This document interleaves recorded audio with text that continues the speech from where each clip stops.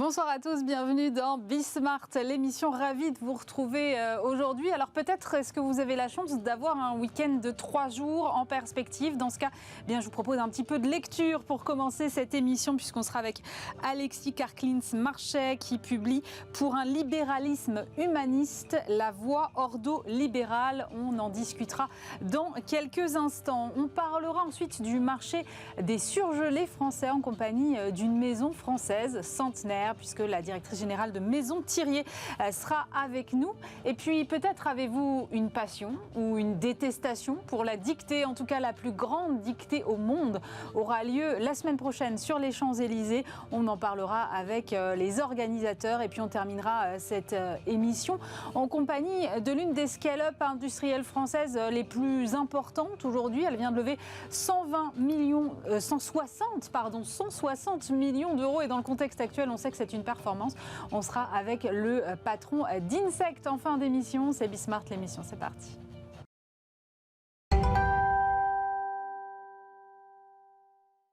Et pour commencer cette émission, on va faire un truc qu'on ne fait pas souvent. On va s'intéresser à des courants économiques, à des courants de pensée, en compagnie d'Alexis Karklins-Marchais. Bonjour. Bonjour. Vous êtes directeur général délégué Data Advisory et vous publiez ceci pour un libéralisme humaniste, la voie ordo-libérale. C'est aux Presses de la Cité. Alors avant qu'on détaille tout, ce que c'est que l'ordo-libéralisme, que j'ai découvert en lisant votre livre, vous commencez le bouquin en disant voilà, le libéralisme aujourd'hui est en accusation. Moi, je me suis dit oui, et en même temps, ne l'a-t-il pas toujours été, notamment en France ? La France a ce paradoxe d'être le pays, ou un des deux grands pays, qui a vu naître le libéralisme avec le Royaume-Uni. À la fin du XVIIe siècle, les premiers textes qui critiquent l'absolutisme, l'étatisme, la planification, le colbertisme. Tout le long du XVIIIe siècle, beaucoup d'écrivains français sont influencés par cette pensée d'obédience libérale, et même le libéralisme économique se développe en France jusqu'à des grands auteurs comme Jean-Baptiste Say, et puis au XIXe siècle, on aura ensuite Frédéric Bastiat et quelques autres, en parallèle de ce qui se passe en Écosse et en Angleterre, bien sûr. C'est vrai que la France a toujours eu un rapport complexe avec le libéralisme, mais il y a une réalité, c'est que ce libéralisme, il est devenu, depuis les années 70, il est redevenu le corpus idéologique principal de la gestion économique mondiale. Ça va au-delà de la France. La France est probablement le pays le moins libéral ou un des moins libéraux du monde occidental. Mais le libéralisme, c'est, d'une certaine façon, en tout cas tel qu'on le conçoit, celui qui est revenu dans les années 70 très fortement, au moment de l'arrivée au pouvoir de Margaret Thatcher puis de Ronald Reagan, un peu le corpus idéologique principal. On le voit dans le consensus de Washington, il est mis en accusation. Il est mis en accusation en France, il est mis en accusation dans le monde entier. Et pourtant, il a obtenu des résultats. Oui, c'est ce que j'allais vous dire, c'est un modèle qui fait ses preuves quand même. Il a fait ses preuves. Les 50 dernières années ont vu des pays sortir de crises profondes. Ce fut le cas du Royaume-Uni. Pas parfait, mais le Royaume-Uni, avec Margaret Thatcher, qu'on peut critiquer sur bien les aspects, mais a retrouvé une dynamique économique alors que le pays est au bord de la faillite. Et puis, si on se place au niveau mondial, la libéralisation des échanges et la dérégulation, eh bien, cela a conduit à un enrichissement sans précédent de la planète. Et je ne parle pas que du PIB mondial, je parle même du revenu par habitant. On sait que, y compris dans les pays qu'on appelait autrefois du tiers-monde, on parle maintenant plutôt des pays émergents, quand on regarde le niveau de population sortie de la misère, on a atteint objectivement presque le plus grand enrichissement du monde. Alors il y a bien sûr la Chine, l'Asie en général, sur quelques autres pays sur différents continents, il y a un enrichissement général de la population. Donc on pourrait dire, ça marche. Sauf que, dans les faits, le libéralisme, il est critiqué. Il est critiqué par les intellectuels, mais aussi par des acteurs politiques et économiques qui considèrent qu'il a certaines dérives. Et c'est ce que j'ai appelé le libéralisme du laisser-faire. Alors, en clivant volontairement pour bien opposer l'ordolibéralisme et le libéralisme du laisser-faire. Mais très concrètement, le libéralisme de la déréglementation, de la dérégulation, il est aujourd'hui critiqué. Il est critiqué parce qu'on dit que ça favorise l'individualisme, parce qu'on dit qu'il a une logique très financière, que seuls les critères de performance financière comptent. Vous voyez une corrélation avec la montée des inquiétudes sur le plan climatique et de justement, transition ? Ça fait partie, effectivement, et vous avez raison, ça fait partie de ces critiques, parce qu'on met en accusation le libéralisme sur les inégalités. Et je crois qu'on a plus ou moins raison, dans certains pays en tout cas, où des inégalités, nous sommes nous en France dans un pays très redistributif, mais dans certains pays, notamment aux États-Unis, il y a eu pléthore d'études, y compris par des économistes qui sont plutôt d'obédience libérale, constatant qu'il y a bien des inégalités de patrimoine. Et puis, il y a l'accusation sur le climat. Et le libéralisme serait antinomique de la protection de l'environnement et quelque part presque le responsable du réchauffement climatique et des problèmes environnementaux que nous connaissons et qui sont bien réels. Donc c'est une réalité et j'ai voulu partir de cette forme de lucidité plutôt que de dire mais non, c'est absolument pas vrai, la mise en accusation n'est pas justifiée. Je crois qu'elle est très exagérée. Je crois qu'on a trop tendance à critiquer le libéralisme pour beaucoup de choses. Mais il y a une réalité, c'est qu'aujourd'hui, dans beaucoup de pays, pas seulement en France, il y a une forme de critique de ce libéralisme-là. Et la réponse à ça, on les voit, on les connaît toujours. Alors soit il faut sortir du capitalisme, hein, donc voilà, donc ça va être la décroissance. Voilà. Moi, c'est pas trop ma crèmerie, personnellement. Mais on le voit, c'est minoritaire, mais c'est dans les médias, c'est assez présent. La théorie de la décroissance, il y a beaucoup de gens qui parlent de la décroissance, il faut sortir du capitalisme. À peu près toutes les semaines, vous avez des nouvelles intellectuels, entre guillemets, qui viennent expliquer que le capitalisme, c'est le mal absolu, il faut en sortir. Quand vous dites, ce qui a toujours été ma thèse, qu'il est critiquable, et il faut le critiquer, mais de là en sortir, on a vu ce que ça pouvait donner dans l'histoire. Donc il y a cette forme de réponse-là, elle est évidemment pas appropriée. Il y a une réponse qui est encore plus d'État. Alors oui, on veut bien garder l'économie de marché, mais il faudrait encore plus d'interventionnisme. J'ai envie de dire, quand on est en France, comment peut-on faire pour aller encore plus loin quand on voit le niveau... C'était ce que j'allais vous dire. Donc c'est pour ça que cette thèse-là, elle est quand même un peu baroque. Et puis il y a une thèse opposée qui est le retour du souverainisme, en disant le libéralisme, c'est le libre-échange, c'est le mondialisme et c'est Bruxelles. Il faut sortir de cela, il faut remettre des frontières, il faut remettre la nation au cœur. Alors, encore une fois, on est à chaque fois sur des positions assez dures, assez tranchées, sans nuance. J'ai préféré m'intéresser à, plutôt que de sortir du libéralisme, comment on peut le faire évoluer. Et c'est là que j'ai rencontré l'ordolibéralisme. Je l'avais déjà étudié dans des précédents ouvrages. Là, ça a été vraiment une étude en profondeur, les grands textes de l'ordolibéralisme. Et voilà. Et est-ce que ça peut être une référence, un socle pour réfléchir à comment faire évoluer ce libéralisme avec ce qu'il a de bien, mais aussi d'en corriger les dérives. Et c'est là où ça m'a beaucoup étonnée, parce que je me suis dit, voilà, pour un libéralisme humaniste, ok, il va me parler de raison d'être, d'entrepreneuriat impact, de partage de valeurs. Et en fait, vous n'êtes pas allé chercher des nouvelles recettes ou des choses qui ont émergé récemment. Vous êtes allé chercher un courant qui existe déjà depuis les années 30, quelque chose comme ça. Hein. C'est ça. L'ordolibéralisme est né au début des années 30 en Allemagne, comme une réponse après la terrible crise de 29 et les conséquences économiques qu'elle a eues dans beaucoup de pays, notamment en Allemagne, qui est très profondément frappée par le chômage après la crise de 1929, notamment au début des années 30, comme une réponse à ceux qui prétendaient que le libéralisme était la principale cause, la principale raison de cet effondrement, mais en voulant garder une certaine forme de libéralisme, en protégeant, en défendant l'idée d'un certain libéralisme, en acceptant aussi les limites de ce libéralisme du laisser-faire qui a été rendu responsable, mais en excluant la montée de l'interventionnisme avec un risque totalitaire. Et les ordolibéraux, certains ordolibéraux ont été très tôt, dès les années 30, avant même l'arrivée des nazis au pouvoir en Allemagne, ont presque une vision prémonitoire parce que Wilhelm Röpke, qui est peut-être le penseur ordolibéral le plus connu, écrit dans un texte très fort lors d'une conférence: ceux qui vont voter pour les nationaux-socialistes pensent qu'ils vont avoir l'ordre, ils auront le désordre, le chaos, la guerre à l'intérieur et la guerre à l'extérieur. Voilà. Donc il naît à ce moment-là comme une forme de réponse, comme une recherche de troisième voie entre un libéralisme du laisser-faire et un interventionnisme massif. Voilà. C'est quoi, quand on analyse le mot ordolibéralisme, c'est un libéralisme ordonné ? Alors, le mot ordo fait référence à une conception chez Saint-Augustin de la société effectivement ordonnée, comme un ordre qui n'est pas que spontané, qu'il faut organiser. D'accord. La grande différence entre le libéralisme, on va dire, de Hayek et l'ordolibéralisme, chez Hayek, on a la conviction que une société spontanément, qui s'organise de façon spontanée est la meilleure. Chez les ordolibéraux, on a la conviction que la liberté pour s'exprimer doit être encadrée.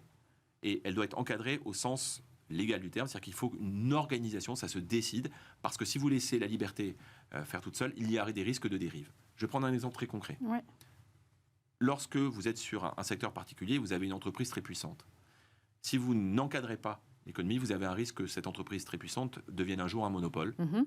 Et un monopole, ça veut dire des rentes de situation, ça veut dire des situations défavorables pour le consommateur, potentiellement des entreprises si importantes qu'elles peuvent même faire pression sur le politique. Voilà. Et donc, la crainte de ces dérives vers des situations monopolistiques est un enjeu majeur pour les ordres libéraux qui vont justement combattre cette idée qu'il faut laisser faire dans toutes les situations. Au contraire, il faut que l'État soit présent. Et donc, il y a toute une pensée chez les ordres libéraux, contrairement aux libéraux classiques, qui est de chercher à réhabiliter l'État dans certaines fonctions et sous certaines conditions, et lui retrouver un rôle dans l'économie qui aille au-delà du régalien, justice, police, armée. Voilà. Et donc c'est vraiment ça le cœur de la pensée ordolibérale. Je le résume souvent en une phrase, qui est une phrase de Röpke. L'ordolibéralisme, au fond, c'est l'économie de marché est nécessaire, mais non suffisante, pour établir une société juste, libre et ordonnée. Voilà. Eh bien, c'est cette idée que l'économie de marché, il n'y a pas mieux. Et donc, c'est bien un libéralisme. La propriété privée, la liberté des prix, la défense de l'entrepreneuriat, la méfiance à l'égard de l'État-providence, la méfiance à l'égard du keynésianisme. Donc, tout le corpus classique de libéralisme, mais remettre l'État avec un certain rôle pour accompagner les transformations de la société. Donc c'est un État interventionniste raisonnable et raisonné. Exactement. Mais est-ce que c'est pas un peu utopique ? Bien, d'abord, ça a été mis en œuvre. Où ça, par exemple ? En Allemagne ? En Allemagne, 1948. En Italie, dans la reconstruction de l'après-guerre. 1958 en France. Le général de Gaulle revient au pouvoir. Il nomme une commission, la commission Pinet-Rueff, Jacques Rueff, grand économiste libéral français de la deuxième partie du XXe siècle, très ami des ordres libéraux, met en place, conçoit un plan économique qui est vraiment d'obédience ordolibérale, même si lui-même n'était pas au sens strict du terme ordolibéral, il était très proche des ordolibéraux, très proche notamment de Ludwig Erhard, le grand ministre de l'économie qui a participé à la reconstruction de l'Allemagne dans l'après-guerre et qui ensuite a été chancelier après Konrad Adenauer. Eh bien, la France a connu des années qui ressemblent à des années ordolibérales de 1958 jusqu'à la fin des années 60. Donc ça a été mis en œuvre. Et c'est pas pour dire l'économie a beaucoup changé depuis. Pas refaire, il faut pas prendre. Je n'ai pas fait ce livre pour dire toutes les solutions sont dans l'ordolibéralisme. C'est plutôt de repenser dans le monde d'aujourd'hui à ce qu'on peut conserver du libéralisme, comment on peut le réinventer, comment on peut aussi le diffuser dans la société. Parce que, comme je le disais, il y a une telle critique à l'égard du libéralisme, il ne faudrait pas qu'on se prive d'une philosophie qui, dans l'application économique, a montré ses atouts et qui a su participer à la reconstruction d'un certain nombre de pays. Donc voilà, c'est plutôt une source de stimulation, et je ne suis pas le seul. Patrick Artus, économiste que vous connaissez bien, a écrit dans La dernière chance du capitalisme, qu'il a écrit avec Mme Virard, il parle à la fin du livre de l'ordolibéralisme comme d'une philosophie féconde et stimulante pour penser le monde d'aujourd'hui. Et je m'inscris complètement dans cette logique-là. Alexis, on a parlé de la place de l'État, mais quelle serait la place de l'entreprise dans un système comme celui-ci ? Elle est essentielle. Elle est essentielle puisqu'il y a une défense dans l'ordolibéralisme de l'économie de marché.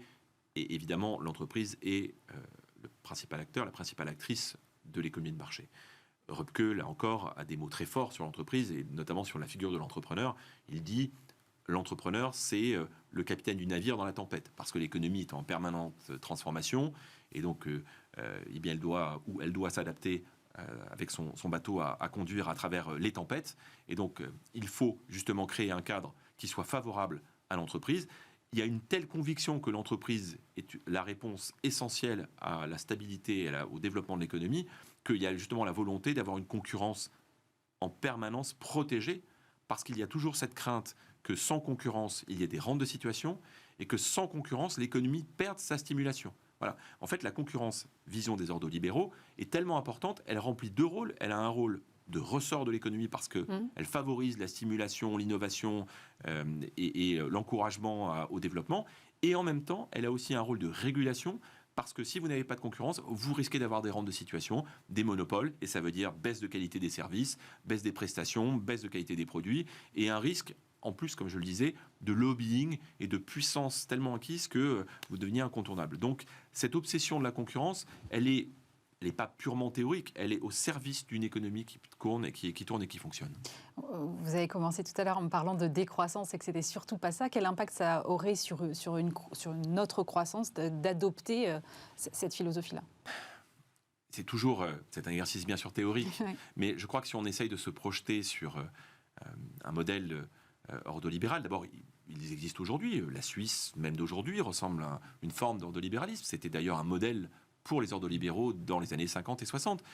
J'ai envie de vous dire, quand je regarde les Pays-Bas et peut-être plus encore les pays nordiques, même si l'État-providence est passé par là, ce sont des pays où l'État est probablement beaucoup plus développé que ce qu'auraient pu imaginer les ordolibéraux, mais ça tourne et ça fonctionne avec à la fois un État qui est présent et qui est capable d'évoluer, qui est capable de se transformer dans un consensus et dans une vision très décentralisée, qui là encore est un principe ordolibéral, et en même temps d'avoir des économies compétitives au service d'entreprises qui fonctionnent bien et qui participent au développement de la société. Donc on a des exemples concrets de nations, de sociétés qui sont d'inspiration ordolibérale, ou en tout cas dont les modèles économiques et sociétaux sont assez proches de l'ordolibéralisme. Donc on n'est pas dans l'utopie, encore une fois. Je crois que pour la France, le grand défi, c'est d'arriver à accepter l'économie de marché vraiment dans les mots, accepter d'arrêter de croire à des utopies dévastatrices, voilà, ou des idéologies qui seraient de nature qui font croire que l'avenir sera radieux. Je crois qu'il y a une forme d'humilité, une forme de raison, vous l'avez dit très justement, un libéralisme bien tempéré, un libéralisme assez européen finalement. Oui, c'était ma question suivante, c'est-à-dire est-ce que ça doit se décider au niveau d'un État ou est-ce qu'il faut avoir une vision européenne aujourd'hui ? La vision ordolibérale est une vision très décentralisée et presque une vision inversée, tout part au niveau de vous et de moi, au niveau du citoyen. Il y a d'abord une éthique personnelle. Il y a une éthique, c'est très fort, il y a toute une réflexion, ça va bien au-delà de l'économie. L'ordolibéralisme a pour finalité la dignité et l'émancipation de chaque être humain. J'allais dire comme le libéralisme en général, mais c'est bien un élément important dans l'ordolibéralisme. Ça passe par la culture, ça passe par le spirituel. Donc il y a d'abord un travail sur soi-même. Une économie de marché ne peut pas fonctionner si vous n'avez pas des citoyens qui ont des comportements éthiques. Alors évidemment, on va être dupe, on ne va pas transformer tout le monde en gens éthiques. Il y aura toujours des excès, des dérives. Il y a les lois pour ça. Et il y a un encadrement, justement, pour corriger cela. Mais ça commence à ce niveau-là. Et puis ça remonte. Très grand attachement à la famille. Très grand attachement à l'implication dans la vie de la cité. Nous sommes aujourd'hui trop souvent déconnectés de la vie politique au premier niveau. On va voter pour les grandes élections, encore on vote de moins en moins, parce qu'on a l'impression que le politique ne change plus vraiment la réalité, sauf que la proximité est un élément important. Donc la politique, une politique économique, elle doit commencer, je vais dire, presque au niveau de la proximité, de la commune, du canton, de la région, et puis ensuite au niveau de l'État, nation, et puis potentiellement au niveau européen. Mais vous voyez, on est bien dans une logique de on part du bas et on remonte vers le haut. Mais c'est un peu ce qui se passe dans les entreprises aujourd'hui, où de plus en plus on parle de co-construction, d'inverser la pyramide des relations. Absolument. Alors, il faut toujours se méfier des concepts un peu nouveaux, qui en réalité ne le sont pas. Mais voilà, qui ne le sont pas. Et oui, il y a cette idée, de toute façon, dans une société aussi complexe que la nôtre, où l'individualisme, avec ses côtés positifs et ses côtés négatifs, est devenu une valeur centrale, compte tenu de la complexité, encore une fois, j'insiste sur ce terme de nos sociétés, vouloir faire des constructions qui partent de tout en haut et imaginer que ça puisse fonctionner partout, c'est complètement dérisoire. Donc il y a une réalité, cette réalité, il faut partir alors l'expression encore, partir du terrain, mais c'est bien là. Pourquoi les Français, notamment pour le politique, restent encore attachés à leur maire ? Voilà, c'est le poste politique qu'ils préfèrent. C'est parce qu'il y a la proximité, parce qu'ils voient l'action. Donc, oui, c'est concret. C'est concret. Donc tout ce qui peut être décentralisé et ramené à des niveaux de proximité est susceptible de plutôt bien fonctionner et de réimpliquer le citoyen dans la société. Vous voyez, on va assez loin, on dépasse complètement le contexte économique, mais je crois que cette réflexion-là, c'est une réflexion qui est profonde, qui est philosophique, qui est quel type de société nous voulons. Nous sommes dans un État très centralisateur, nous le savons, tout passe par Paris, en France. Il y a des choses qui sont parfois positives, mais il y a aussi beaucoup de dérives et beaucoup de défauts. Revenir à des choses simples. Encore une fois, il y a des démocraties qui sont vivantes autour de nous, qui sont souvent des plus petits États. Oui, c'est ce que je veux dire. Et il y a une croyance qui, pour moi, est presque trop systématique chez les ordolibéraux. C'est un peu le small is beautiful. Ce qui est petit marche mieux. Alors c'est vrai, quand vous regardez les pays qui sont aujourd'hui les plus équilibrés, d'un point de vue démocratique, économique, on va retrouver effectivement la Suisse, le Danemark, la Suède, la Finlande, les Pays-Bas, l'Irlande, l'Islande, plutôt des petits pays. Quand je dis petits en termes de population, par rapport au Royaume-Uni, l'Espagne, la France, ou l'Italie ou l'Allemagne, bien sûr, sans parler des États-Unis. Il faut penser la démocratie dans ces grands pays, comme le nôtre, avec nos 67 millions d'habitants, justement, dans une logique de décentralisation. Mais attention, si la décentralisation, ça consiste à rajouter des couches intermédiaires, vous perdez le bénéfice, vous complexifiez l'organisation de la société, et en plus, il y a un coût de fonctionnement qui vient peser sur la santé de l'économie. Voilà. Est-ce que vous voyez quand même des limites à cette doctrine de l'ordolibéralisme ? Oui, il y en a quelques-unes. D'abord, que j'évoquais il y a quelques instants, cette obsession de la du small is beautiful, la crainte que quand ça devient trop grand, trop gros, ça puisse pas fonctionner. Très bien, mais dans la réalité, il y a aujourd'hui des nations qui sont très peuplées. Donc, il va falloir faire avec. Il va falloir faire avec et repenser la politique de façon plus décentralisée, c'est certain. On peut critiquer aussi cette logique de la concurrence à tout prix. On peut, par exemple, s'interroger sur, au nom de cette idéologie de la concurrence, est-ce que nous nous sommes privés, en Europe, de construire des géants dans certains secteurs qui puissent rivaliser avec des géants chinois ou des géants américains? Je crois que c'est une question légitime. Il y a aussi, sur la fin de l'ordolibéralisme, parce qu'il a été marginalisé à partir des années 60, au moment où vraiment le courant hayekien et friedmanien reprennent le dessus. Il a été marginalisé, mais il y avait une forme de conservatisme assez fort qu'on voit à la fin de ce mouvement dans les années 60. Et ce conservatisme, alors il a certains bienfaits, mais il est parfois un peu trop critique des évolutions de la société. Il y a presque un refus du progrès. On a pu presque voir dans l'ordolibéralisme une espèce de rétro-utopie, quoi, comme si avant c'était mieux. C'est vrai que chez certains auteurs, il y a une valorisation permanente de la nature, de la vie à la campagne. Et c'est intéressant d'ailleurs dans notre réflexion actuelle. Oui, ça fait écho à beaucoup de choses. Ça fait écho à beaucoup de choses. Et donc j'ai trouvé ça intéressant qu'il y ait une pensée libérale qui dise que nous détruisons la nature et que nous devons en prendre soin et que nous devons reconnecter avec la vie à la campagne. Mais parfois, ça tourne un peu à l'idéalisme et à l'idéalisation. Et donc, c'est pour ça qu'il faut le corriger. Il y a sans doute des choses à apprendre, c'est ce que je crois. Il y a aussi des choses à réinventer. Tout n'a pas été écrit, mais le fait de penser, Aurélie, un libéralisme tempéré, raisonné, décentralisé, avec la culture au cœur d'un projet et la liberté au cœur d'un projet, cela me paraît être une voie intéressante qu'on entend finalement assez peu dans le débat public et qui, je crois, est susceptible de fédérer beaucoup d'énergie dans une nation comme la nôtre. Merci beaucoup Alexis Karklins-Marchais. Je rappelle votre livre Pour un libéralisme humaniste, c'est aux éditions des Presses de la Cité.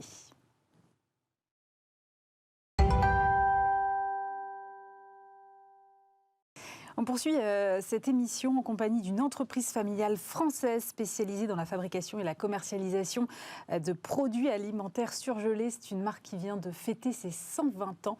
J'accueille sur ce plateau Christiane Bertoncini. Bonjour. Bonjour. Vous êtes la directrice générale de Maison Thirier. Alors je le disais, c'est une maison qui a plus d'1 siècle, une entreprise familiale. Quelle est son histoire exactement? Parce qu'on ne la connaît pas vraiment finalement. Alors effectivement, cette maison elle a plus de 120 ans. Elle a été créée en 1902 par le grand-père de Monsieur Claude Thirier, qui est actuellement président encore actif de l'entreprise. C'est une entreprise qui a toujours développé tout son savoir-faire en France, à travers le surgelé, mais plus anciennement à travers une boulangerie familiale qui est basée à Éloie dans les Vosges. Et donc qui a toujours employé tous ses salariés en France, qui paye 100% de ses impôts en France et qui a vraiment une volonté de développer la souveraineté française alimentaire. Je m'explique, c'est-à-dire que plus de 85% de nos produits sont français, d'origine France, et 100% globalement de toutes nos matières premières fabriquées dans nos ateliers sont d'origine France. Donc on a vraiment un ancrage français, local très fort. Alors, je lisais en préparant cette interview que vous êtes une enseigne qui est complètement intégrée, de la fabrication à la logistique, en passant aussi par la livraison à domicile et en magasin. Pourquoi cette volonté de maîtriser comme ça toute la chaîne ? Écoutez, je crois qu'on est toujours meilleur quand on maîtrise son processus de fabrication. Donc effectivement, on est totalement intégré à la fois sur nos plateformes logistiques, qui sont des plateformes propres à la Maison Thirier, nos outils de fabrication. Nous avons 3 outils de fabrication. Nous fumons notre saumon, nous fabriquons nos glaces artisanales, nos viennoiseries, nos pâtisseries.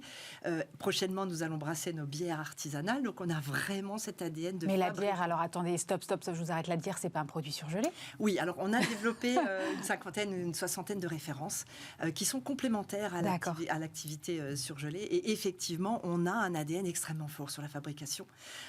Mais je pense que la passion de la filière, elle est là. C'est-à-dire cette création de valeur, elle est beaucoup plus importante quand on maîtrise toute la chaîne de valeur que quand on se contente de distribuer des produits. Vous voyez un peu comme un artisan, en fait.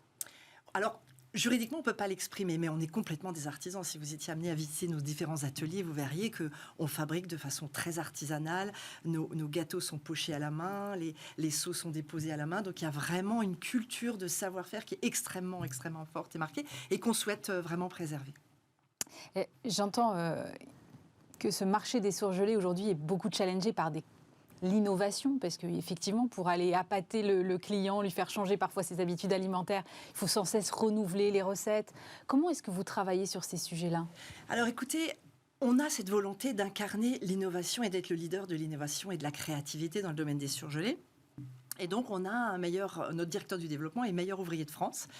Il pilote 20 ingénieurs qualité qui travaillent d'arrache-pied pour toujours aller chercher des unités de besoin ou des produits qui sortent vraiment de l'ordinaire avec nos créations dans le cadre des collections de fin d'année ou dans le cadre des collections quotidiennes. On a vraiment toujours ce besoin d'aller marquer la différence. Et aujourd'hui, la Maison Thierry, elle est vraiment reconnue pour des produits qui sont totalement singuliers, parfois même très très étonnants. Par exemple, quand on a sorti le calendrier de l'Avent glacé ou la boîte à aimer pour la Saint-Valentin ou la boîte anniversaire. Je vous donne un exemple. Pour la Saint-Valentin, vous êtes en quête d'une idée, vous avez une boîte dans laquelle vous avez absolument tout, de l'apéritif au dessert, qui s'appelle la boîte à aimer, dans lequel vous avez aussi plein de goodies qui vous permettent de décorer, d'agrémenter votre table, le tout pour moins de 40 €.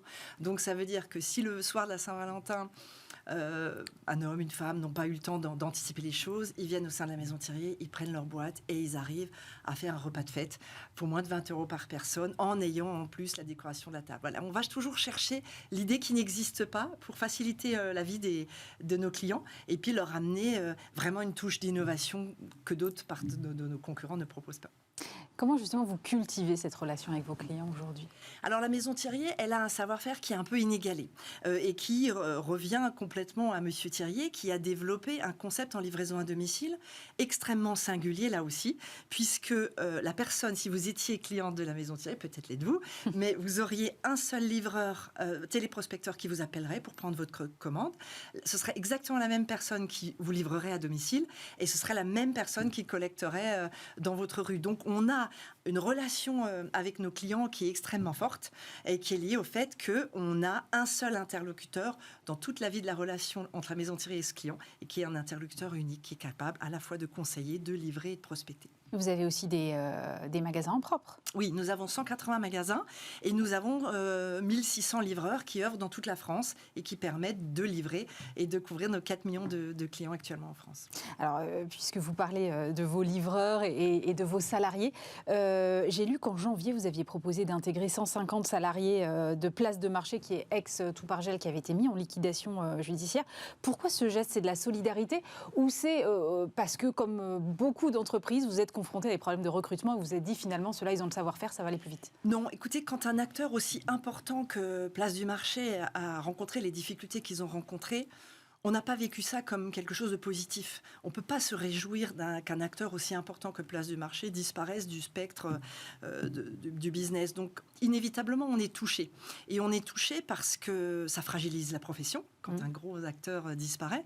Et on est touché aussi parce que nous aussi, mon rôle de dirigeant, c'est de protéger 3000 salariés au sein de la Maison Thierry et de faire en sorte qu'ils puissent évoluer confortablement et dans le temps au sein de la Maison Thierry. Et quand on voit tous ces collaborateurs qui étaient en difficulté, on s'est dit que on pouvait rapprocher l'offre et la demande et faire un geste envers ces collaborateurs en leur garantissant un processus de recrutement qui se trouvait être du coup privilégié. Il faut savoir que la ligne qu'on a mise en place, elle était rattachée directement à notre directeur des ressources humaines. C'est donc notre directeur des ressources humaines qui était directement en contact et qui a permis à date, il y a eu 130 candidatures directes qui sont intervenues assez tardivement parce qu'on comprend, c'est assez légitime que les collaborateurs de Place du Marché est attendu, si vous voulez, d'aller au bout du licenciement économique. Oui, bien sûr. Il fallait qu'ils attendent ce process-là. Donc, 130 candidatures sont ouvertes. Nous avons déjà 20 recrutements qui sont réalisés en CDI et d'autres entretiens de recrutement qui poursuivent. C'est un geste social et ça correspond aux valeurs de la Maison Thierry, cette démarche. D'ailleurs, elle a été, et ça nous a fait plaisir, elle a été plébiscitée par le plus grand nombre, par les organisations syndicales, par les acteurs du marché, par les collaborateurs et par les nôtres aussi, parce que ça fait toujours plaisir de voir qu'une entreprise dans laquelle on travaille a des valeurs qui sont importantes. On parlait des difficultés de votre concurrent. Quelle est la situation du marché des surgelés français aujourd'hui ? Écoutez, alors ça a toujours été le cas, mais depuis le Covid, là, les surgelés ont trouvé encore un essor supplémentaire qui est lié à la praticité, à la facilité, avec des modes de distribution simples. Nous développons le click and collect 1 heure dans tous nos magasins, la livraison à domicile, la livraison express. Donc, il y a beaucoup de facilité derrière les surgelés. Et puis, surtout, à l'heure où on parle d'empreinte carbone, les surgelés ont un avantage extraordinaire, c'est qu'il n'y a zéro gaspillage dans les surgelés, contrairement aux produits frais où on estime à 20-25% de gaspillage dans les réfrigérateurs. Les surgelés, on ne gaspille rien. Parce que c'est portionnable plus facilement. Déjà, c'est portionnable. Et ensuite, effectivement, sous forme de galets, souvent. Et puis, ensuite, vous avez un avantage avec le surgelé, c'est que absolument tous les produits de la Maison Thierry, les 1800 produits, mais plus largement de la profession, vous pouvez les consommer très largement au-delà de la date limite d'utilisation optimale. La seule chose qui puisse vous arriver, non pas sur le plan de la santé, mais sur le plan gustatif, c'est d'éventuellement avoir un produit qui est peut-être moins goûteux, moins bon qu'il ne l'aurait été. Mais donc, ce qui explique que les surgelés, en termes d'empreinte carbone, finalement, contrairement à ce qu'on peut penser nativement, présentent une équation extrêmement intéressante et bénéfique pour le client. Donc, pour répondre à votre question, un essor qui est lié à la facilité d'accès et puis un essor qui est lié à la fonction même du produit. Donc, on est très serein sur le modèle économique des surgelés. Néanmoins, j'imagine que vous avez dû faire face à la flambée des prix de l'énergie parce qu'effectivement, qui dit surgelé dit congélateur et donc évidemment une prise sur laquelle on branche tout ça. Je crois que la hausse des prix, c'est quelque chose de l'ordre de 20% dans les surgelés. Exactement, 22 pour être plus précis, tout au moins sur la partie des MDD. Nous sommes une marque distributeur, plus 22%. Donc, c'est effectivement une équation qui a été complexe à mener. Et qui a mis la profession en difficulté au même titre que tout l'alimentaire en France, parce que l'alimentaire se situe aux alentours de plus 18%. Donc là-dessus, il y a un travail de fond qui est fait au sein de la Maison Thierry et on a pris un parti pris très fort. Et qui là, pour le coup, je prends un petit peu de temps pour en parler parce que c'est pas la solution qu'a retenue la profession. On a pris le parti de ne pas modifier nos recettes. Aucune recette a été modifiée, voire même nous avons prolongé, poursuivi, renforcé notre travail qui consiste à avoir le maximum de produits origine France avec des approvisionnements extrêmement locaux. Et donc, cette équation-là, elle est très, très importante et elle nous permet aujourd'hui d'avoir une inflation qui est contenue. D'une part, parce qu'on a nos ateliers de fabrication, donc on est toujours plus agile quand on maîtrise ces process. D'autre part, parce que nous avons engagé un travail de fond sur nos achats. Et puis, troisièmement, parce que nous maintenons cette équation qualité en ayant pris une décision, là, toute récente, qui est de baisser significativement nos prix. Et comment vous tenez ça, baisser les prix dans un contexte d'inflation à 22%? Écoutez, on a fait un choix qui est assez simple, qui est de dire on va prendre sur nos marges. Alors seriez légitime de me dire pourquoi ne pas l'avoir fait en janvier déjà. En janvier, on n'était pas en mesure de maîtriser complètement l'environnement économique, étant entendu qu'on partait dans des inflations incroyablement inhabituelles et qu'il nous fallait vraiment avoir davantage de visibilité. Maintenant, l'inflation, de mon point de vue, sur beaucoup de matières premières, elle est contenue. On sent même des petits signaux à la baisse, même si c'est ça reste des signaux faibles. Ça reste des signaux faibles, mais des signaux à la baisse. On voit que la viande, la volaille commence à avoir atteint un plafond haut et voir commence à baisser légèrement. Donc, on a pris le parti d'anticiper et de faire un pari sur cette baisse et en tout état de cause, de prendre la totalité de ces baisses sur nos marges en baissant les 50 produits préférés des clients au sein de la Maison Thierry. Pour vous expliquer comment on les a choisis, c'est assez simple. On a pris nos 50 plus grosses ventes en volume qui représentent à elles seules 15% de notre chiffre d'affaires. Et ça correspond à 15% de baisse sur ces 15% de chiffre d'affaires, ce qui, dans l'équation économique, est quand même extrêmement impactant pour nous. Mais le choix, il a été fait en tenant compte du pouvoir d'achat de nos clients et en se disant, il faut qu'on aide nos clients à garantir un équilibre alimentaire sain, parce qu'on est aussi très centré sur le bien manger et donc sur l'idée qu'une alimentation heureuse fait une société heureuse. Et donc, en attaquant ces 50 produits qui sont des produits de consommation quotidienne, courante, on y retrouve des légumes bruts, des poissons bruts, de la viande brute. On y retrouve aussi en numéro 1 notre fameuse brioche parisienne, qui est le produit emblématique de la Maison Thierry. D'accord. Pour votre information, il s'en mange une toutes les 4 secondes en France. Donc toutes les 4 secondes. Toutes les 4 secondes. Alors ça. Et je vous prends un exemple et je m'arrêterai là sur les prix. Elle était, de par l'inflation, positionnée à 4,50 €. Elle est repositionnée à 3,50 €. C'est-à-dire que sur les 50 produits, on a mis les mêmes prix qui étaient pratiqués en janvier 2023. Ce n'est pas une baisse qu'on a convenue comme ça. On a dit, ces 50 produits, on les repositionne au prix qu'on a pratiqué en janvier 2023, soit pour la brioche parisienne, une baisse de plus de 22%. Quand bien même, on continue à avoir des œufs qui commencent à flamber, à être à la hausse. Donc, ce que je veux vous faire toucher du doigt là, c'est que ces baisses-là, on les prend sur nos marges pour permettre à nos clients de continuer à manger des produits du quotidien de façon équilibrée avec des bons produits d'origine France. Merci beaucoup Christiane Bertoncini. Je rappelle que vous êtes directrice générale de la Maison Thierry.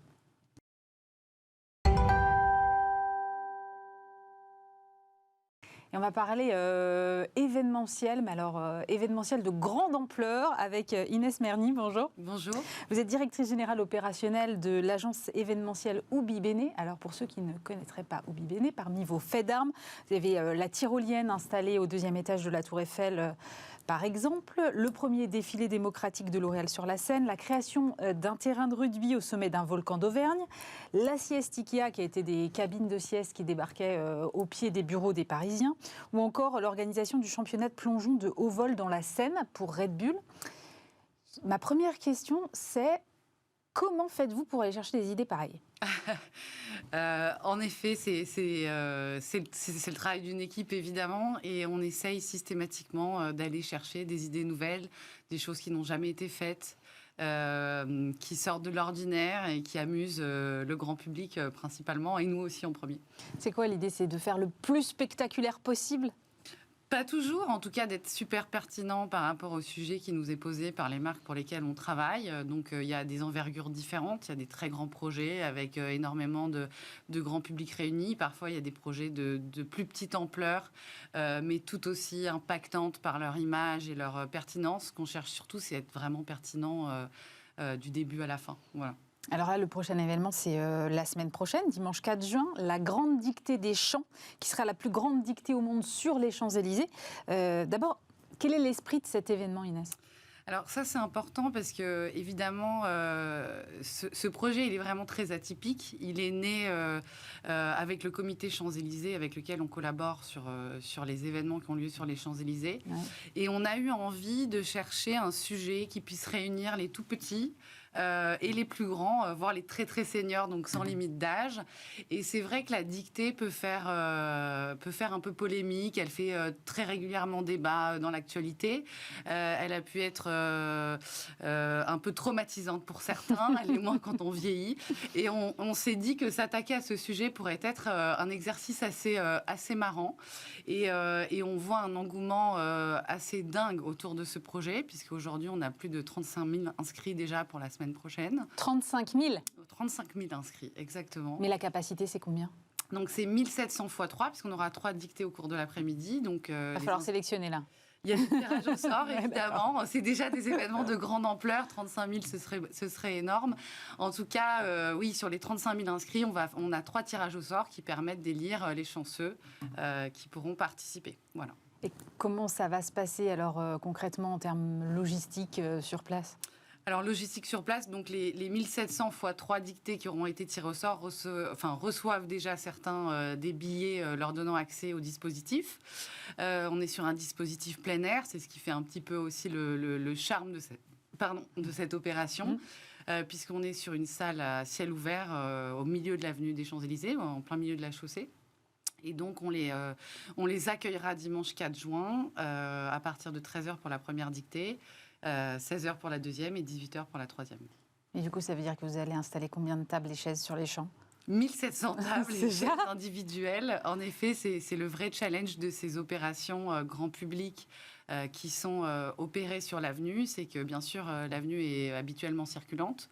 Et donc, tous les premiers dimanches de chaque mois, elle est piétonne. Et c'est au cours de ces dimanches-là qu'on essaye de monter 1 à 2 fois dans l'année des très gros projets pour le grand public, les Parisiens. Et effectivement, des montages très courts, nocturnes, qui nous permettent de monter des setups aussi importants. Voilà.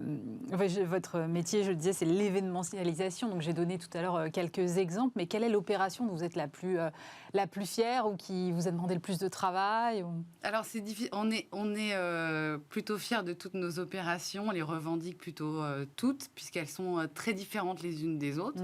Ça, c'est évidemment une chance.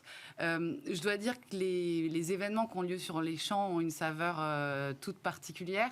On se sent quand même privilégié et aussi très responsable d'une certaine manière de pouvoir opérer des événements de ce type-là sur une avenue aussi emblématique qui appartient à tout le monde. Donc une grande responsabilité, une grande fierté quand ces projets se montent en l'espace de 12 heures, hein, puisqu'on arrive sur la chaussée à 4 heures du matin et puis on est reparti le soir même à 23 heures. Donc oui, ça a une saveur particulière d'opérer sur les Champs-Élysées. Qu'est-ce que vous avez mené d'autre comme opération sur les Champs ? Sur les Champs-Élysées, on a organisé un dimanche au cinéma qui était une grande projection plénière en début d'été. On l'a fait 3 éditions. Ouais. On a fait donc un défilé démocratique il y a quelques années également en pleine Fashion Week, donc le premier défilé qui était ouvert au grand public. Et on a fait un festival de drones. Voilà. Donc, Ah oui, donc avec en plus des problématiques à gérer en vol. c'est ça, mais ça date un petit peu, c'est 2016. Voilà. D'accord. J'imagine à la fois que ce sont des projets qui nécessitent des budgets considérables. Est-ce que les annonceurs ont encore beaucoup d'appétence aujourd'hui pour ces projets-là dans des budgets qu'on sait de plus en plus contraints ? Alors, les projets Champs-Élysées, en tout cas, sont un peu atypiques puisqu'ils sont conçus et produits par le comité Champs-Élysées et nous-mêmes. Donc, pour ces projets-là, nous allons chercher, nous, des partenaires et des sponsors pour les financer. D'accord. Ce qui est une logique un peu différente du reste des Quand opérations. on parlait de Perrier ou Red Bull. Exactement, puisque là, on a des annonceurs qui viennent nous rencontrer, nous demander de travailler autour de budgets. Oui, c'est vrai que les budgets peuvent se resserrer. D'année en année. Toutefois, on a de la chance d'avoir des clients plutôt fidèles, nous, à l'agence. Et on arrive encore à s'amuser beaucoup. Donc, voilà. Et puis, ce n'est pas forcément toujours l'enveloppe qui fait la pertinence du résultat. Merci beaucoup Inès Merny. Je rappelle que vous êtes directrice générale opérationnelle de l'agence Ubi Bene.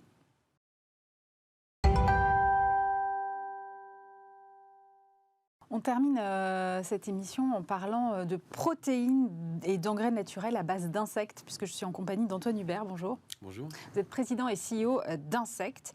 Et alors justement, vous venez d'être sélectionné parmi les finalistes du prix de l'inventeur européen de l'Office européen des brevets.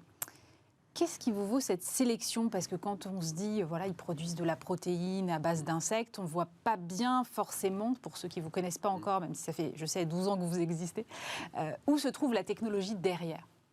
Oui, en effet, ce qu'on fait depuis 12 ans, c'est très technique. C'est beaucoup de science derrière. Ce que font tous nos chercheurs, nos scientifiques, nos ingénieurs, c'est développer des technologies. Donc il y a beaucoup de sciences, de génie de la mécanique, par exemple, génie des procédés, mais il y a beaucoup de travail sur la biologie, sur la compréhension de comment un insecte grandit, comment il se transforme jusqu'à sa génétique.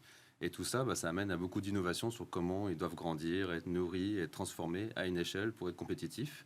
Et c'est plus de 380 brevets et on a de loin le premier portefeuille mondial. 380 brevets ? Tous ceux qui ont été déposés dans le monde, effectivement, on a plus de la moitié du portefeuille mondial, à nous seuls, du secteur. Et c'est pour ça, je pense, c'est une des raisons pour lesquelles on a été sélectionnés dans ce prix très sélectif. Et on est vraiment très honorés de ce prix européen, cette nomination, en tout cas la phase finale.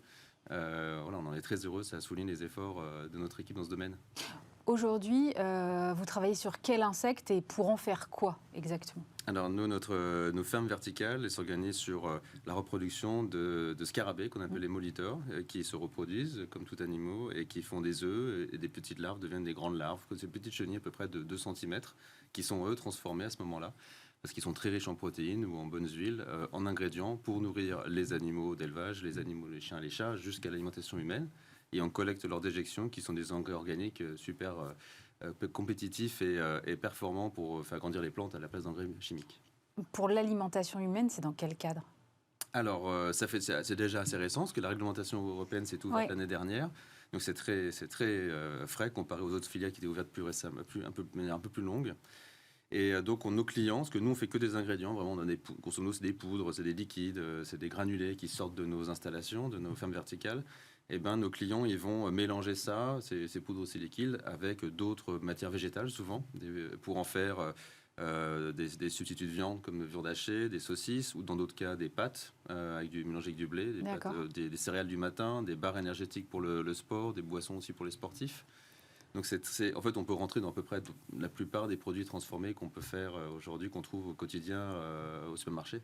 Donc, en fait, vous êtes en B2B2C, en fait. Vous Exactement. Revendez, c'est ça ?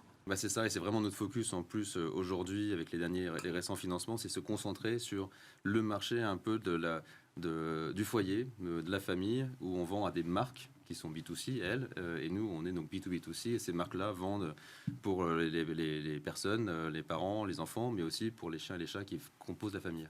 Oui, justement, vous avez lancé une marque de pet food à destination donc, des animaux de compagnie. C'était pas votre marché initial? En fait, le pet food, si, ça fait depuis longtemps qu'on est dedans, mais là, on accélère Mais c'était plus vraiment. sur l'élevage, non? Alors, on était depuis le début beaucoup sur les poissons. Oui, c'est ça, Et c'est ce que j'avais en sur tête. les chiens et les chats. Voilà, c'est les deux qui ont été le pilier depuis longtemps, mais là, on accélère beaucoup parce que la demande est très forte et c'est la plus ancienne et c'est la première autorisée en Europe, celle des chiens et des chats. Ça, on a le plus de maturité commerciale.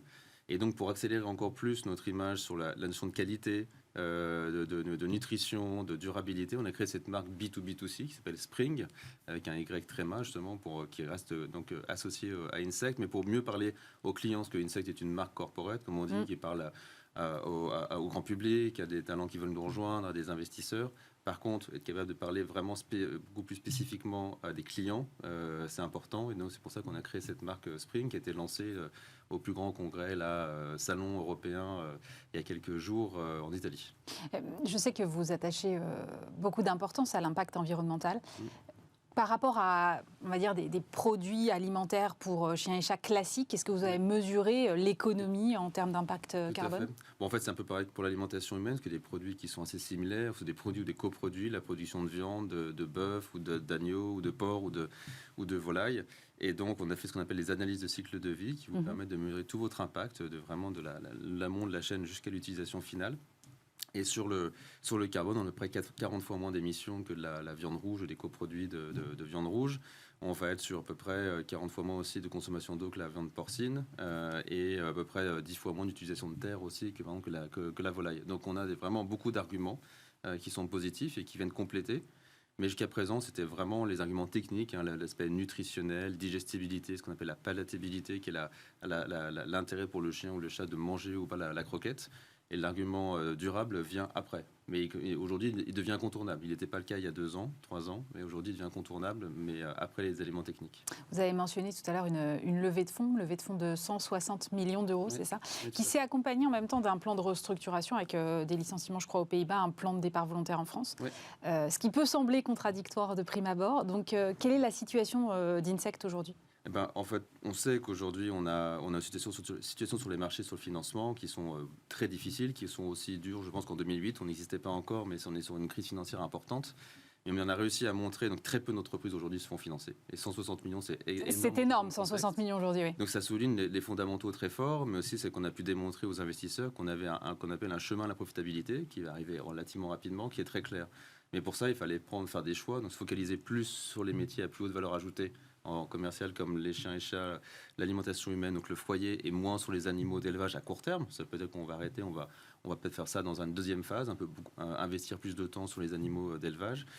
C'est aussi des partenariats en joint venture pour les prochains sites de production. Donc c'est qu'on fait plus tout seul, et c'est plusieurs projets qui sont hors de l'Europe. Donc on aura plutôt des équipes d'ingénierie ou d'automatisme qui sont beaucoup dans ces prochaines sociétés. Donc avec moins de besoins effectivement en France sur ces fonctions-là de corporate technique. Et puis on avait un autre insecte, un cousin de notre scarabée qu'on faisait aux Pays-Bas. Et simplement on a décidé de mettre en pause aussi, on s'appelle le scale-up de cet insecte qui était moins avancé que notre insecte en France pour une question de focus et d'investissement. Voilà, se concentrer sur la R&D aux Pays-Bas. On a toujours un centre de recherche là-bas, mais ne plus investir le site de production. Effectivement, on l'a arrêté aujourd'hui pour être concentré, pour atteindre la profitabilité plus rapidement. Vous aviez un site de production aux États-Unis aussi, non ? On a un petit site de production qui tourne toujours, effectivement, dans ce marché, là, du pet food, mais pour plutôt les oiseaux de compagnie. Donc, on a les oiseaux, les oiseaux exotiques chez les particuliers, mais aussi beaucoup la volaille aux États-Unis. Les particuliers ont énormément de volailles, de poulets, de poules pour avoir des œufs le matin avec leur bacon. C'est plus de 10 millions de foyers. Qui ont des poules chez eux. Et donc, pour les nourrir, c'est justement un marché très intéressant. Et vous avez d'autres projets à l'international ? J'ai vu passer un truc sur le Mexique, exactement. Donc, je disais, dans ce cas de ces projets-là qui seront en partenariat industriel, c'est qu'on partage les investissements. Donc, ça réduit notre investissement et donc ça nous rapproche plus vite de la profitabilité. On a un des partenariats aujourd'hui les plus avancés qui a été publié, c'est celui au Mexique. Voilà, on est tout proche de la dernière ligne droite, parce qu'on a déjà signé des term sheets, c'est-à-dire des accords, des pré-accords de comment on travaille, comment on se répartit la valeur entre les partenaires et le marché, notamment tourné vers l'export aux États-Unis. Quelle est votre capacité de production aujourd'hui ? capacité de production, on va les cumuler sur plusieurs sites. Là, on a le site d'Amiens qui a démarré. Il doit atteindre assez rapidement 100 000 tonnes d'ingrédients, c'est-à-dire des engrais et des protéines pour l'alimentation des animaux, jusqu'à 200 000 tonnes, effectivement, dans une deuxième phase. Vous pourriez... Vous m'avez dit que vous marquiez une pause sur votre deuxième insecte cousin du premier, mais vous pourriez envisager, je sais qu'il y a d'autres dans le secteur qui misent plutôt sur les mouches, ou vous pourriez comme ça diversifier, ou finalement ce que vous faites est tellement spécifique que ça demande trop de temps, trop de R&D d'aller sur d'autres insectes qui n'ont pas forcément les mêmes propriétés? Non, je pense qu'il y a notre plateforme, à la fois technologique, mécanique, mais à la fois sur la biologie, ce qu'on a appris, peut être appliqué à d'autres espèces d'insectes. Ce qu'on a démontré sur l'autre petite espèce, simplement, c'est une question là de focus à court terme. Mais ça ne veut pas dire que cette espèce continuera et pourra être sur le marché à un moment plus tard. Et je pense que voilà, on s'appelle Insect, on a vocation à regarder s'il n'y a pas d'autres biologies peuvent s'intégrer dans notre plateforme. Aujourd'hui, on est focalisé effectivement sur notre insecte, le moliteur, mais c'est pas du tout impossible qu'on puisse s'étendre dans le futur sur d'autres espèces d'insectes si elles apportent quelque chose de vraiment de qualité, notamment cette notion de premium, de durabilité aux clients, on sera intéressé. J'ai lu que l'ambition de l'entreprise, c'était de réinventer la chaîne alimentaire. Comment ça se traduit dans votre quotidien aujourd'hui ? Réinventer, c'était un peu se dire avoir une agriculture, une chaîne alimentaire qui soit en adéquation avec ce qu'on appelle les limites planétaires. Donc, effectivement, les limites planétaires, c'est le climat, c'est la biodiversité, c'est l'eau. Et on sait que l'agriculture, elle est au croisement de tous ces grands enjeux, de sécheresse, d'impact sur la biodiversité, de déforestation importée d'autres pays, qu'on mange des produits d'Amérique du Sud, ou tous les enjeux climatiques, émissions de méthane. Donc, on a ça. Et puis, c'est aussi le côté santé qui est important, parce que ça, c'est la santé des écosystèmes et c'est notre santé. Et bien manger, c'est la première cause aussi d'une bonne santé. Et à l'inverse, le coût, on va dire, financier mondial des problèmes, des maladies liées à une mauvaise alimentation, qui peuvent à la fois depuis des carences jusqu'à tous ces problèmes de surconsommation ou d'obésité, maladies cardiovasculaires, c'est à peu près 11 000 milliards, 11 trillions d'impact et de coûts, alors que le marché de l'alimentation, au global, c'est 9 trillions. C'est-à-dire que le coût santé de l'alimentation est plus grand que le marché de l'alimentation. Donc, le coût santé de l'alimentation est plus grand que le coût de le marché de l'alimentation lui-même. Donc c'est parce que la santé est le premier marché au monde, mais l'alimentation est derrière. Mais dans la santé, le premier poste de coût de marché, c'est traiter toutes les maladies liées à une mauvaise alimentation. Donc c'est pour ça que réinventer la chaîne alimentaire, c'est retrouver un meilleur équilibre avec les limites planétaires, mais aussi avec notre propre santé. Et c'est ce on travaille, on contribue en tout cas à notre modeste échelle dans ce sens-là. Vous aviez parlé tout à l'heure d'accélérer votre chemin vers la rentabilité. Vous la fixez à quelle échéance, si tout va bien ? Je dirais pas, c'est pas dans trop longtemps, mais je ne m'engagerai pas sur un chiffre à très court terme. Mais c'est le site d'Amiens est en plein démarrage. C'est ce site-là qui va nous permettre la rentabilité. Il va monter en capacité rapidement dans les prochains mois. Donc oui, on le voit, l'horizon est relativement proche, mais il y a du travail. Les équipes sont hyper concentrées là-dessus. Monter la capacité du cheptel qu'on appelle, qui doit monter dans les prochains mois et vraiment accélérer la livraison de nos clients. Il nous reste un peu de temps, donc on va prendre le temps juste de détailler ce site, parce que c'est vrai que c'est encore assez peu connu, les fermes verticales. Comment ça fonctionne concrètement ? Alors, une ferme verticale, ça peut produire différentes choses. Il y a d'autres projets en France, à l'étranger, qui font des fermes verticales de végétaux. Comme il y a une boîte qui s'appelle Jungle en France, ou Futura Gaia, qui font des super projets. Nous, on est sur la même chose, c'est qu'on ferme verticale veut dire qu'on verticalise la production. Souvent, c'est sur des bacs, donc on peut avoir ces plantes qui poussent avec des lumières à l'intérieur. Nous, c'est des bacs à l'intérieur où il y a des insectes. Et donc, on va superposer ces bacs. Et la différence avec les autres types de fermes, c'est que comme les insectes sont tout petits, qui sont dans des bacs qui ne peuvent pas bouger tout seuls, et c'est des machines qui vont les déplacer pour les amener à des endroits où on va rapporter à manger. On va regarder s'ils sont en bonne santé, s'ils ont bien grandi. C'est beaucoup d'analyse d'images, mais c'est aussi de l'analyse par nos chercheurs, nos scientifiques, nos ingénieurs sur le terrain.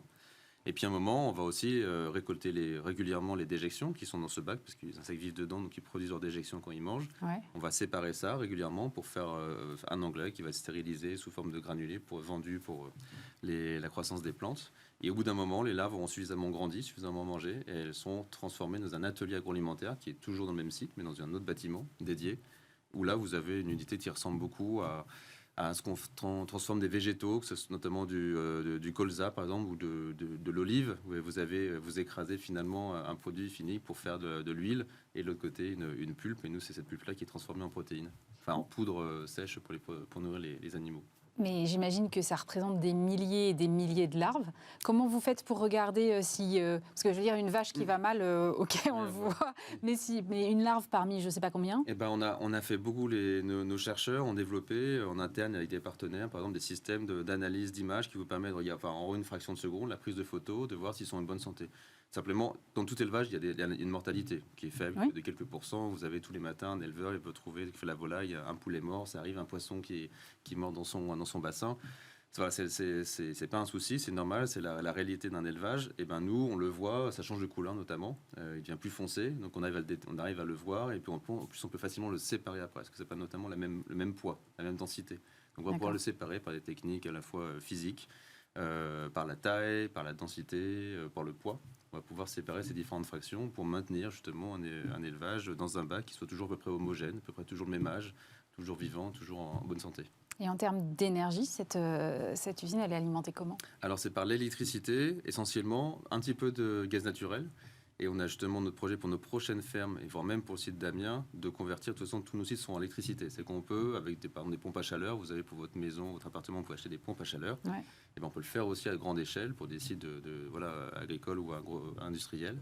Et donc, c'est ce qu'on est en train de travailler comme d'autres solutions pour être 100% électrique, ce qui nous permet effectivement d'être moins dépendants des sujets de gaz qui sont aujourd'hui, on sait, encore en tension. Même s'ils sont moins que l'année dernière, ils le seront structurellement sûrement toujours dans le futur.